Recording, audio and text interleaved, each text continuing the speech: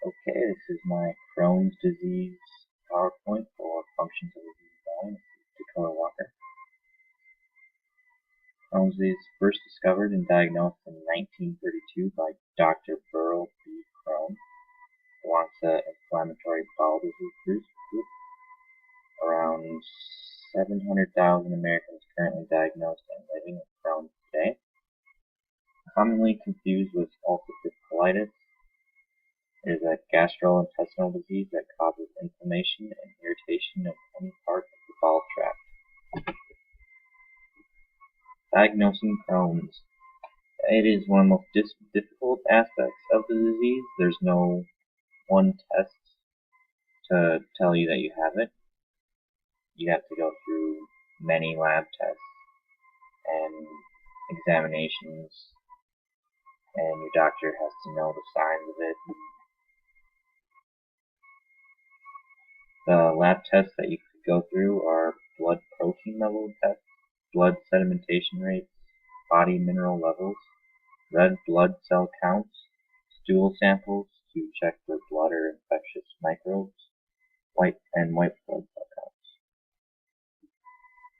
Symptoms of Crohn's are persistent diarrhea, rectal bleeding, urgent need to move bowels, abdominal cramps and pain, sensation of incomplete evacuation, constipation, fever, loss of appetite, weight loss, fatigue, night sweats, and loss of normal menstrual cycle.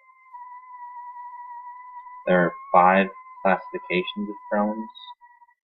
The most common one is ileocolitis, the most common type. It attacks the small intestine and causes drastic weight loss and diarrhea. Colitis is the second classification. This is the same as ileocolitis, except that small fistulas develop in the lower right abdomen, causing more damage and more problems. Then there's the third classification is gastroduodenal. This involves the stomach and the duodenum. The duodenum is the first part of the small intestine, and this can cause the person to vomit along with all the first extensive symptoms of the first two. The fourth classification is duodenalitis. This only affects the jejunum, or upper half of the small intestine. Eating causes pain and most severe abdominal pain of all classifications. And then the last one is the colitis. This type affects the colon. Symptoms include skin lesions, joint pain, diarrhea, rectal bleeding, and the formation of ulcers, fistulas, and abscesses around the anus. Treatments. Right now, treatments are medicine to reduce inflammation. Imodium is common. It's a liquid you can drink. It reduces flare-ups and can really calm down the intestine. Severe cases, sometimes you have to be in the hospital and use a feeding tube. This will make sure there's no food like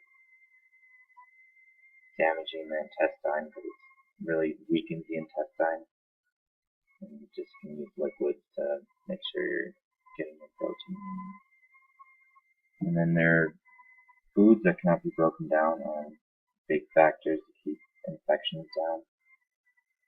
These foods are anything with seeds or that are hard to digest, such as popcorn kernels and like seeds like strawberries, kiwi fruit, any kind of nut. And spicy foods can really make Crohn's worse. When one of these seeds can get stuck in like the fistulas that develop in your intestine, if it gets too infected, they actually have to go in and take out that section of your intestine, which can be very dangerous potentially. And most people when they're first diagnosed do have to, because they can't catch Crohn's quick enough, because no one assumes it's Crohn's right away. So they usually do have to do one surgery right when they're diagnosed. And then causes of Crohn's is the biggest question we have about it is there is no reason that causes. And theories have said it could be environmental factors, stress, eating habits, and some hereditary, but none of those have been actually proven because it's so inconsistent. It can happen to one person in your family, or it can happen to some people just because you carry some of the same traits.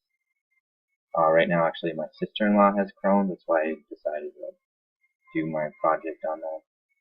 And hopefully we can see a cure for the disease in our lifetime. And doctors are looking for it now. Thanks.